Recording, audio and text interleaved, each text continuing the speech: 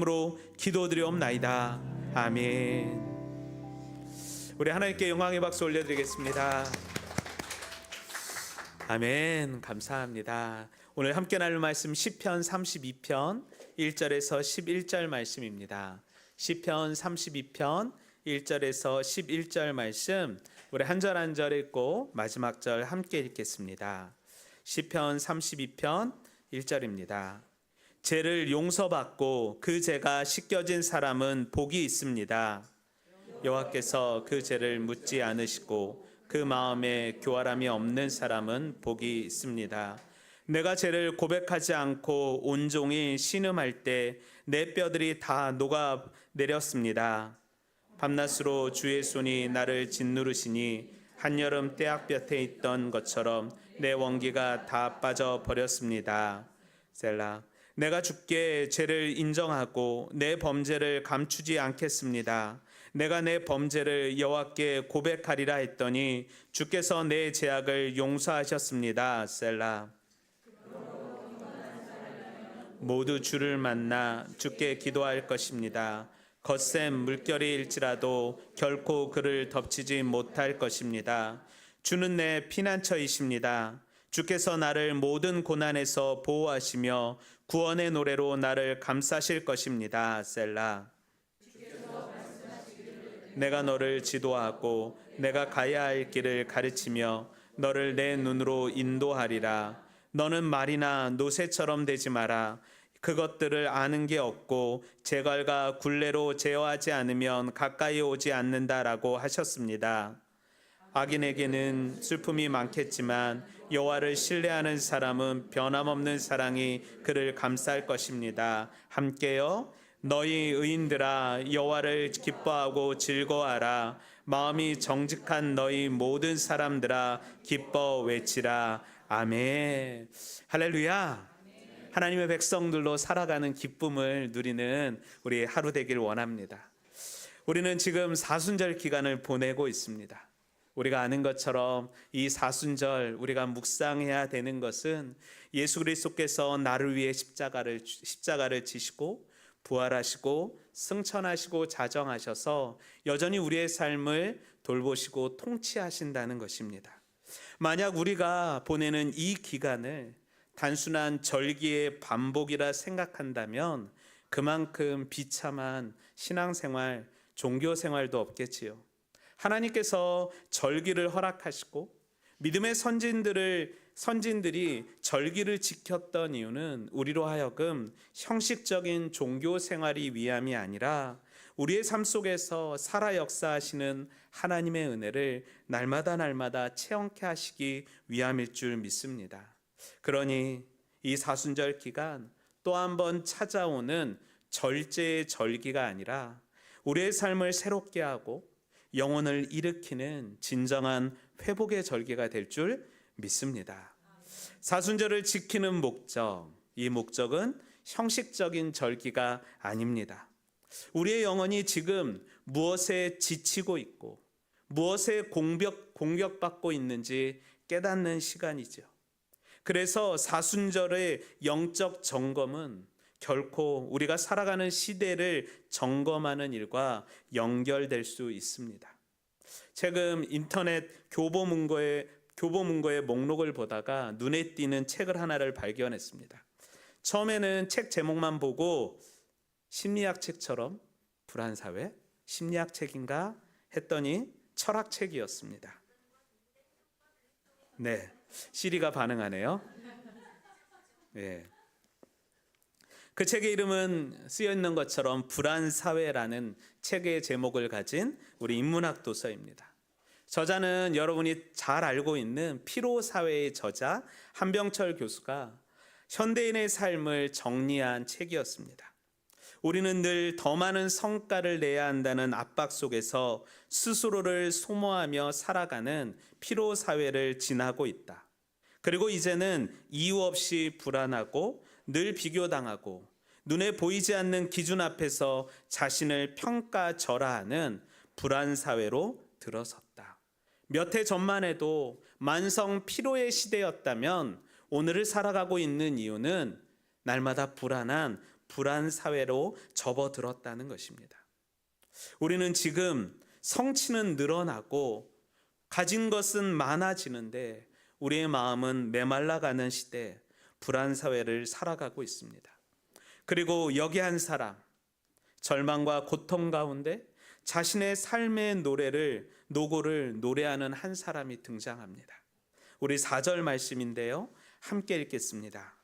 밤낮으로 주의 손이 나를 짓누르시니 한여름 떼약볕에 있던 것처럼 내 원기가 다 빠져 버렸습니다. 셀라. 그렇다면 시인은 왜 자신의 삶이 한여름 떼약볕에 서 있는 존재가 되었다고 말하는 것일까요? 우리가 잘 아는 것처럼 시편 32편의 저자는 다윗입니다. 그리고 이 32편이 쓰여진 배경은 다윗이 밧세바 간음 사건과 그의 남편 우리아의 죽음과 연관되어 해석되는 시입니다. 이 밧세바의 간음 사건은 총 시편에 2편 나오는데요. 첫 번째는 시편 51편입니다. 죄가 드러난 직후 나단 선지자에 의하여서 책망을 듣게 되자 즉각적인 회개의 시로서 시편 51편이 쓰여졌다고 말합니다. 그런데 이 32편은 시간이 한참 흐른 뒤 다시 한번 삶을 성찰하며 쓰여진 시라는 것이죠. 그런데 이 32편은 단순한 개인시, 회개시, 탄식시가 아닌 시편 맨 위에 32편 맨 위에 무엇이라고 써 있죠? 다윗의 마스길이라는 단어가 쓰여 있습니다. 마스길이라는 표제어는 교훈 시입니다. 다시 말해 시편 32편은 단순한 자아 성찰, 회개, 탄식을 뛰어넘어서 자신의 삶을 누군가에게 교훈하고 권면하기 위해 쓰여졌다는 것이죠. 그렇다면 어떻게 다윗은 자신의 과오와 치부를 공개적으로 다시 한번 드러낼 수 있을까요? 그가 그럴 수 있었던 이유는 바로 하나님에 대한 인식이 정확했기 때문입니다. 1절과 2절입니다. 죄를 용서받고 그 죄가 씻겨진 사람은 복이 있습니다. 여호와께서 그 죄를 묻지 않으시고 그 마음에 교활함이 없는 사람은 복이 있습니다. 어떤 사람이 복이 있다고요? 죄가 씻겨진 사람. 또 어떤 사람이요? 여호와께서 죄를 묻지 아니하시고 그 마음에 교활함이 없는 사람. 그래서 영국의 로이드 존스 목사님은 말씀하십니다. 죄 용서는 단순한 감정이 아니라 하나님이 선언하신 법적 상태이다. 예수 그리스도께서 우리의 죄를 용서하셨다는 것은 단순한 감정을 바꾸신 것이 아니라 법적 상태, 이제 너희는 자유다. 죄에서 더 이상 묶여 있을 필요가 없다라는 하나님의 선언적 법적 상태라는 것입니다. 이 상태에 들어오면 더 이상 죄가 우리의 삶을 좌지우지 못하며 정죄할 수 없다는 것이죠. 그러므로 신자는 죄를 숨길 이유가 없다는 것입니다. 다윗은 이미 하나님의 용서를 경험한 사람입니다. 인간은 본능적으로 죄를 가리지만 복음은 들춰내고 우리가 안전한 존재이며 사랑받는 존재임을 알게 합니다. 다시 말해 다윗이 죄를 드러낼 수 있었던 이유는 자신이 지었던 죄보다 하나님의 사랑을 더 강하게 경험했기 때문인 것이죠. 그러기에 우리는 이전의 영광이 아닌 현존하는 복음을 경험해야 하는 것이고 매일매일 말씀 묵상을 통하여서 오늘 우리 가운데 역사하시는 하나님을 경험해야 피곤하고 불안한 사회의 구성원이 아니라 당당하게 법적 상태에서 자유케 하신 예수 그리스도의 하나님의 백성으로 살아갈 수 있다는 것입니다. 그러면 복음이 무엇입니까? 여러분, 우리 주 예수 그리스도이십니다. 그분 안에서 우리는 더 이상 죄와 사망의 법 아래 종노릇하지 않는 인생이 되었습니다. 우리는 예수 그리스도의 십자가와 부활로 인해 이제는 생명과 성령의 법 아래 놓인 존재가 되었습니다.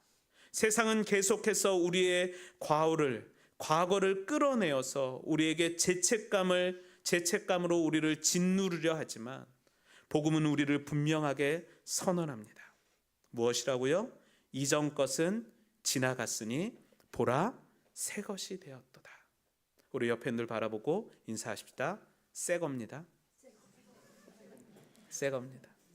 여러분, 우리의 삶이 무엇이라고요? 이전 것이 지나갔던 죄로 얼룩진 상태가 아니라 새 거라는 거예요. 여러분, 이것이 얼마나 축복이고 은혜입니까? 복음은 우리의 정체성을 과거가 아니라 죄된 삶이 아니라 그리스도의 완성된 사역 위에 온전히 우리를 세우며 우리를 죄책감에서 자유케 하고 새 생명으로 살게 하는 능력이 있다는 것이죠. 복음이 무엇이라고요? 새 생명으로 그리스도의 완성된 사역 위에 우리를 세우시고 우리를 사용하신다는 것입니다. 그리고 1절과 2절을 통해 하나님께서 죄를 처리하는 방식을 대해 말씀하십니다. 어떻게 죄를 처리하신다고요? 첫 번째는 죄를 용서하시고요. 두 번째는 죄를 씻겨주시고요. 세 번째는 죄를 묻지 않으신다는 것입니다. 저와는 영반대인 것 같습니다. 저는 동일한 질문을 계속 하거든요. 왜 그랬어? 왜 그랬어? 그러니까 왜 그랬냐고. 이거를 한 10번 이상 제가 묻거든요. 그러니까 왜 그랬냐고. 말하기 전에 또 묻습니다. 왜 그랬냐고. 그런데 예수님은 어떻게 하신다고요? 다시 묻지 않으신다고요. 이걸 준비하면서도 오늘 저희 아들이 안 왔죠? 네, 반항한 거죠. 왜 그랬어? 그렇지 말라고 그랬잖아. 그래서 저도 오라고는 얘기 안 했습니다. 괜히 걔도 힘들고 저도 힘들까 봐요. 다시 한번 죄를 처리하는 방식이 어떤 방식이라고요? 죄를 용서하시고 씻겨주시고 다시 묻지 않으시는 그 하나님의 사랑이 우리 가운데 임하는 시간이라는 것입니다.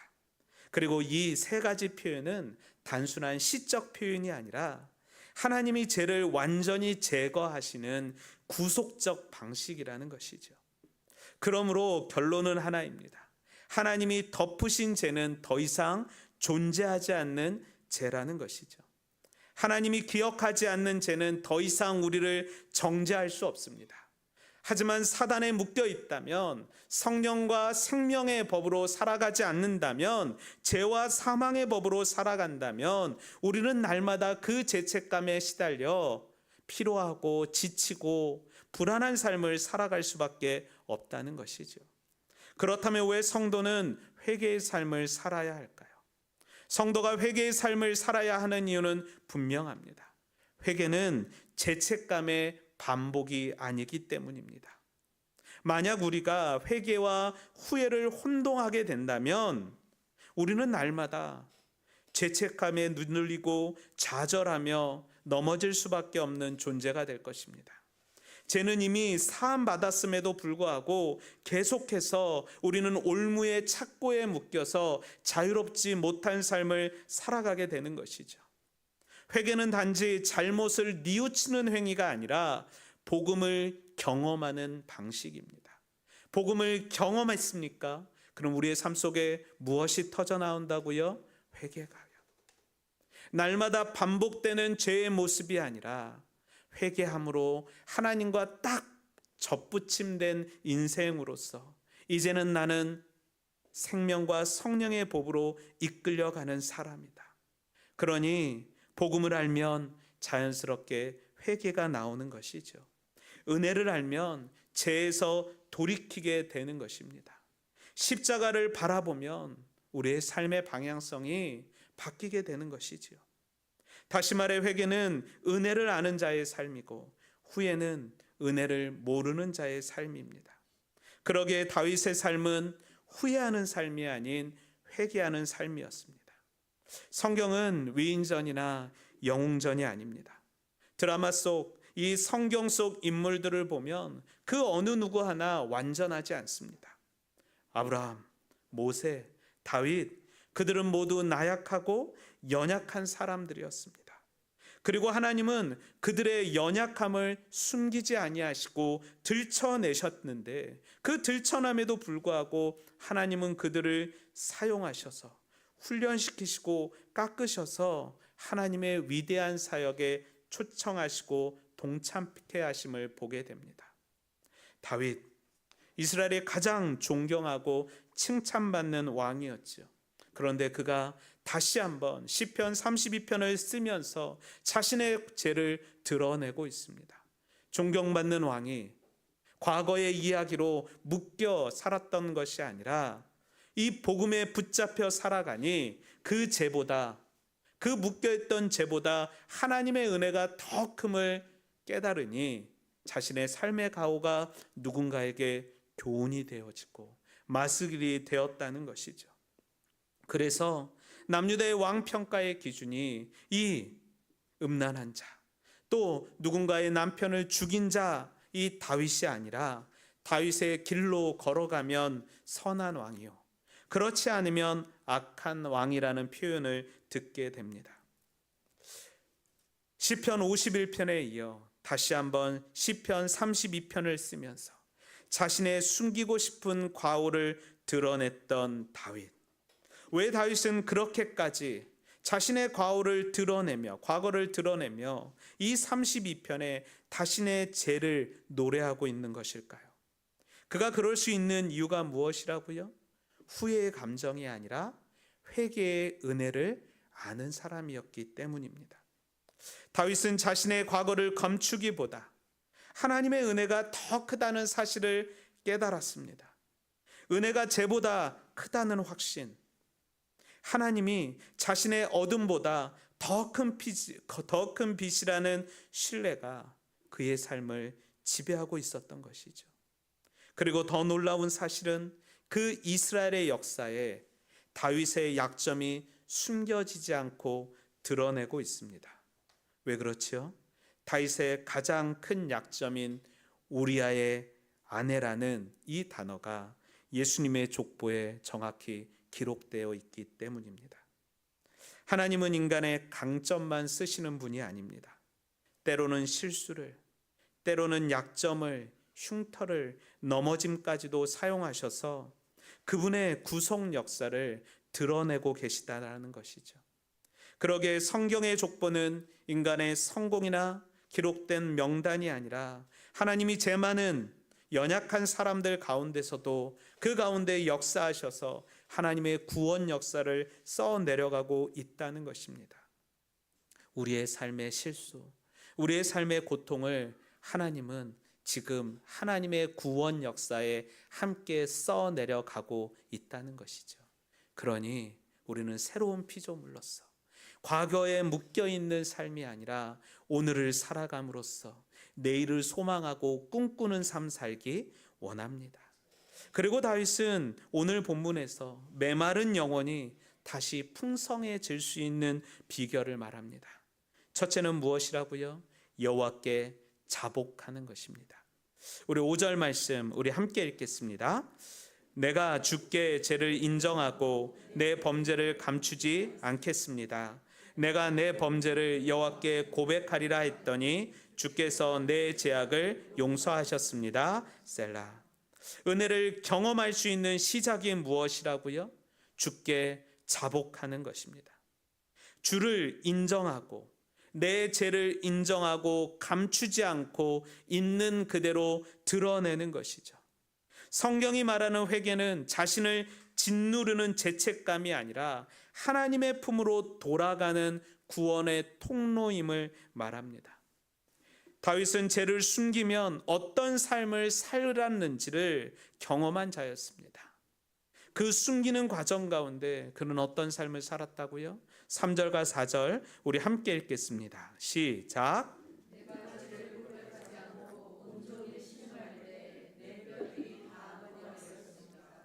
밤낮으로 주의 손이 나를 짓누르시니 한여름 때학볕에 있던 것처럼 다 빠져 버렸습니다. 셀라. 그렇다면 다윗이 뼈들이 녹아내리는 경험을 하고 밤낮으로 주의 손이 나를 짓누르는 원기가 다 빠져버린 나약함을 경험한 이유가 무엇이라고요? 밧세바를 범하고 우리아를 죽게 한 죄 때문이 아니라 무엇 때문에? 죄를 숨겼기 때문이라고요. 그는 죄를 숨기고 모른 척하며 회개 없이 살았던 시간이 가장 혹독한 영적 황폐함을 경험했던 자였습니다. 성도에게 가장 무서운 징계가 무엇입니까? 하나님이 그 얼굴을 우리를 향해 비추시지 않을 때입니다. 하나님의 음성이 들리지 않을 때입니다. 기도할 수 없을 때입니다. 성경을 봐도 도저히 깨달을 수 없는 시간, 교회 오는 시간이 너무 끔찍한 시간이 바로 하나님이 우리에게 그 얼굴을 숨기시는 시간입니다. 하지만 다윗이 복된 이유는 하나님이 다윗을 그냥 홀로 내버려 두지 아니하시고 밤낮으로 찾아가 그를 누르고 있다라는 것입니다. 무엇하도록이요? 여호와를 찾을 수 있도록. 하나님의 짓누르심, 그를 탈진으로 이끌지 않고 좌절로 이끌지 않고 그를 어디로 이끌고 있습니까? 회개의 자리로, 은혜의 자리로 이끌고 계십니다. 그래서 팀켈러 목사님은 이 짓누르다라는 이 말을 은혜의 압박, 그레이스 프레셔라고 말합니다. 은혜의 압박. 그렇다면 우리의 삶은 어떻습니까? 우리의 죄에 하나님의 압박을 경험한 적이 있습니까? 성도에게 있어 죄가 죄로 느껴지지 않는 것이 불행입니다. 그 자체가 은혜가 아닌 것이지요. 하나님 앞에 설 수 없는 죄, 하나님께서 우리의 마음 가운데 계속 똑똑똑 문드리시며 탄식할 수밖에 없게 만드는 것이 은혜이고 축복이라는 것이죠. 반대로 세상에서는 죄가 죄인 줄 모르는 사람들이 너무나 많이 있습니다. 그래서 심리학에서 이런 사람들을 소시오패스라고 말합니다. 반사회적 성향을 가진 사람들, 죄를 짓고도 죄가 죄인지 인식하지 못하는 사람들, 양심에 화인 맞은 자들, 죄책감이 없는 자들. 자꾸 찌르잖아. 아니야? 자꾸 찔러갖고 오빠가 동생을. 여러분, 우리는 어떠세요? 혹시 죄책감 없이 살아가고 있지 않으세요? 교회에서는 멋지게 양복 입고 멋지게 들어오시는데 이 안에는 죄된 성품이 우글우글 거리면서 세상과 똑같이 살아가고 있지는 않습니까? 영적 소시오패스의 삶을 살아가고 있지 않습니까? 그것을 걷어내야 되지 않겠습니까? 하나님이 걷어내기 위해서 우리에게 무엇으로 압박하신다고요? 은혜로 우리를 계속 짓누르신다고요. 탈진하셨습니까? 우리의 힘으로 살아가기 때문입니다. 하나님께서 누르시는 이유는 무엇이라고요? 은혜의 자리로 부르게 하시기 위해 짓누르고 계시다고요. 성도는 죄가 있으면 다윗처럼 뼈가 새하고 영혼의 진흙이 말라가는 경험을 해야 합니다. 다이어트 가운데 가장 효과적인 다이어트가 뭔지 아세요? 근심 걱정입니다. 경험하셨어요? 근심 걱정하면 잠도 안 오고 먹을 것도 안 오고 금방 한 2, 3kg 빠지더라고요. 왜 그렇습니까? 근심 걱정이 우리의 삶에 정말로 새하게 하고 영혼의 진액이 메말라가는 가정 가운데서도 우리가 기도의 자리, 말씀의 자리에 나오지 않는 것은 우리의 제대한 성품 때문 아닐까요? 반사회적인 성향을 내가 가지고 있기 때문 아닐까요? 하나님이 우리를 누르시는 이유가 무엇이라고요? 은혜의 자리로 돌아오게 하시기 위해서요. 죄에 대해 우리가 하나님의 압박을 느낀다면 그것은 바로 하나님께서 우리를 계속 부르시는 은혜의 증거이고 은혜의 사인인 것이죠. 죄를 죄로 느끼는 사람이 복된 사람일 줄 믿습니다. 죄에 대해 하나님의 무거운 손을 경험한 사람, 그 사람이 진짜 은혜 안에 머물러 있는 사람인 것이죠. 그러니 말씀의 자리에, 은혜의 자리에 오면 우리의 말씀 가운데 하나님 이렇게 잘 살았지요. 하나님, 내가 이렇게 잘 살았는데 왜 나에게 이런 고통을 주십니까? 라는 항변의 탄식이 아니라 지금껏 내 삶 가운데 하나님 앞에 서지 못함에 대한 탄식이 우러나와야 되지 않겠습니까? 메마른 영혼이 풍성해질 수 있는 비결이 무엇이라고요? 첫째는 탄식하는 것이라고요. 주님 앞에 고백하는 것이라고요. 두 번째는 여호와를 신뢰하는 것입니다. 우리 10절 말씀 함께 읽겠습니다. 시작. 악인들에게는 슬픔이 많겠지만 여호와를 신뢰하는 사람은 변함없는 사랑이 그를 감싸할 것입니다. 아멘. 여호와를 신뢰하는 사람은 어떤 사람이라고요? 변함없는 사랑이 그를 감싸할 것을 경험한 사람이라고요.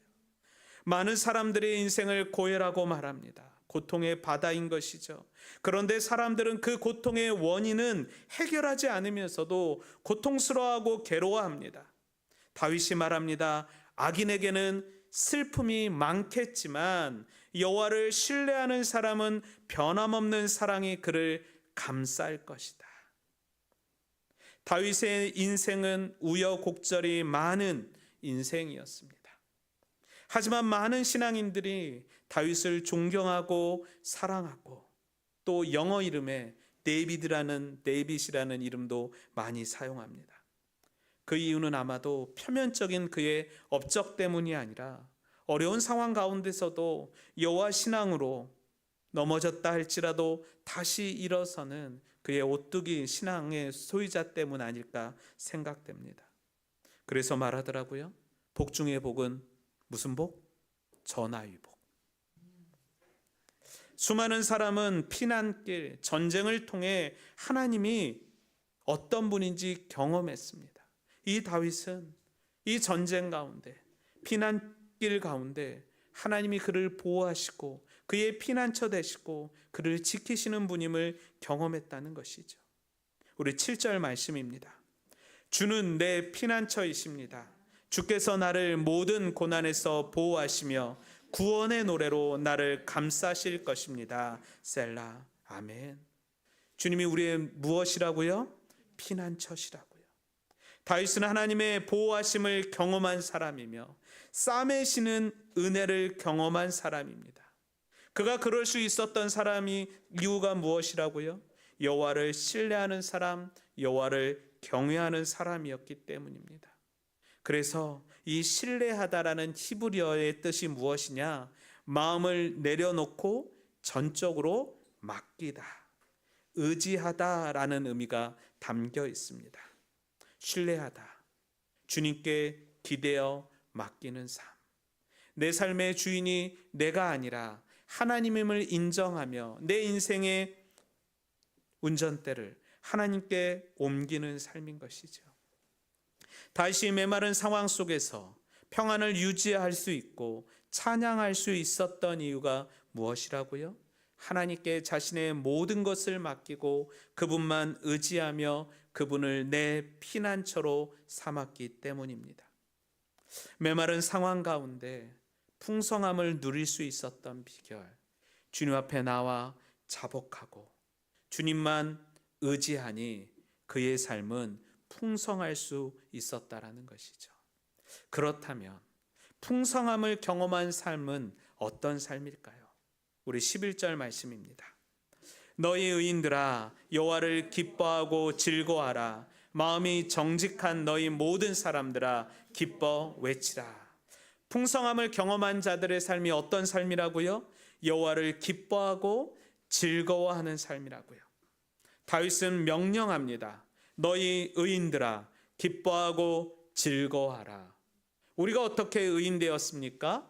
믿음으로 말미암아 우리가 의인되지 않았겠습니까? 오직 의인은 믿음으로 말미암아 살리라. 믿음으로 사는 사람이 의인일 줄 믿습니다. 예수 그리스도를 믿어 우리는 의인이 되었지요. 그 의인은 어떤 삶을 살아간다고요? 보이지 않던 그 하나님을 보이는 것처럼 붙잡으며 살아가는 삶이 의인의 삶입니다.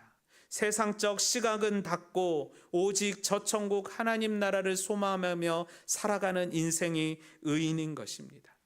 다윗은 선포하지요. 너희 의인들아 기뻐하고 즐거워하라. 세상적 시각으로 보면 다윗은 기뻐하고 즐거울 수 없는 상황이었습니다. 숨겨야 하며 비밀로 해야 되는 상황이었습니다. 하지만 그는 기뻐하고 즐거워하라고 명령하고 있습니다. 그가 그렇게 명령할 수 있었던 이유가 무엇이라고요? 그의 의인됨이 자신으로 인해 생기는 의로움이 아니라 공로의 힘이 아니라 오직 하나님의 선물임을 알았기 때문입니다. 우리는 믿음으로 말미암아 의롭게 된 자입니다.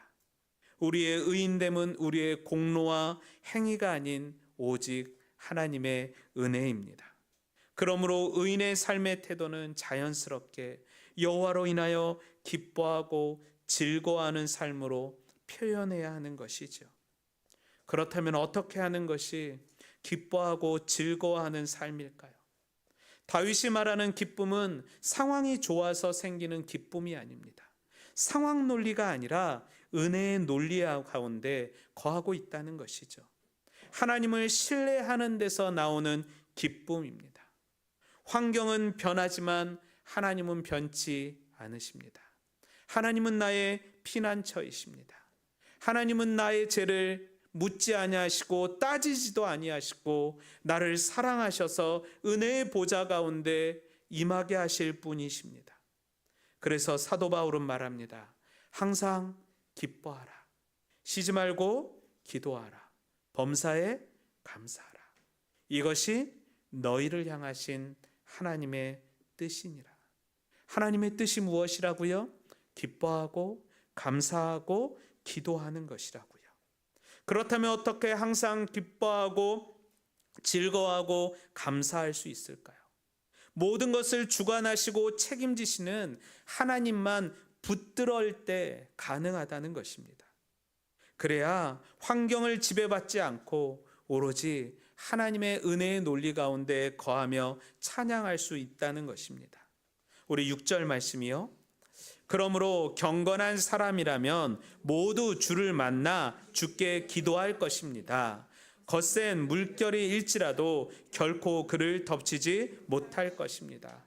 경건한 사람이라면 어떻게 된다고요? 모두 주를 만나 주께 기도할 것입니다. 이 자리에 앉아 있는 여러분들이 경건한 사람일 줄 믿습니다. 이 경건이 무엇이에요? 하나님을 닮아가는 삶이 경건 아니겠습니까? 우리 레위기의 핵심이 무엇입니까? 내가 거룩하니 너희도 거룩합니다. 우리가 거룩해질 수 있습니까? 아니요. 우리 스스로는 거룩해질 수 없습니다. 하지만 예수 그리스도와 함께 한다면 우리의 삶은 거룩한 삶을 살아갈 수 있겠다는 것이죠. 그런데 그 거룩한 삶을 살아가기 위한 우리의 삶이 어떤 삶이라고요? 경건한 삶이라고요. 이 경건이 우리의 삶의 일상을 거룩함으로 바꿀 수 있다는 것입니다. 다윗은 말합니다. 경건한 사람은 어떠한 상황 속에서도 기도할 수 있는 사람이라고요. 의인은 환난이 올 때 좌절하거나 하나님을 떠나는 사람이 아니라 그 순간이 하나님을 만날 기회임을 아는 사람인 것입니다.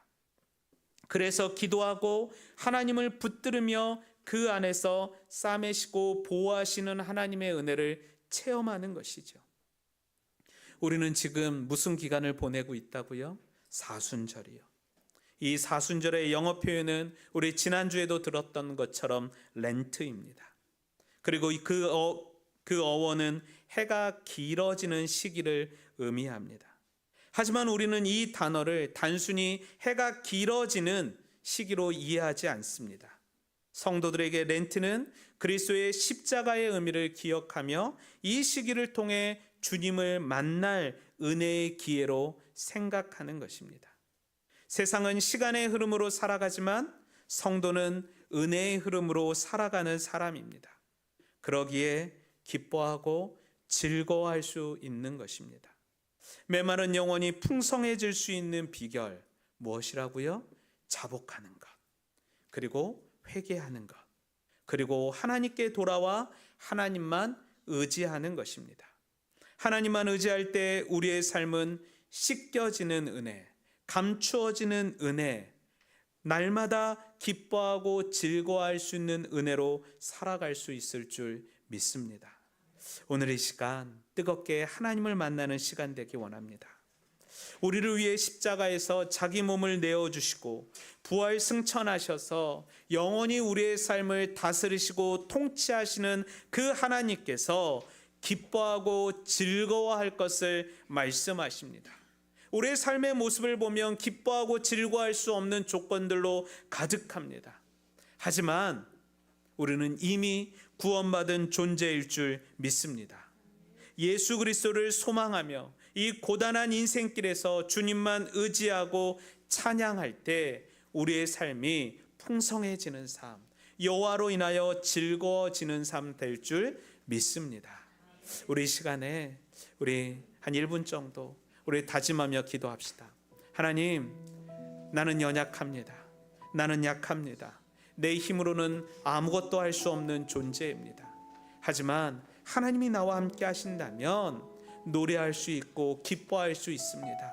나를 붙잡아 주시옵소서. 나를 악인이라 나를 책망하지 마시고 나를 의인이라 경건한 자로 택하셨으니 말씀 가운데만 머무르며 내 죄를 고백하며 하나님만 의지할 수 있는 시간 될 수 있게 해달라고 1분 정도 묵상으로 우리 기도합시다. 할렐루야. 하나님 아버지 감사합니다.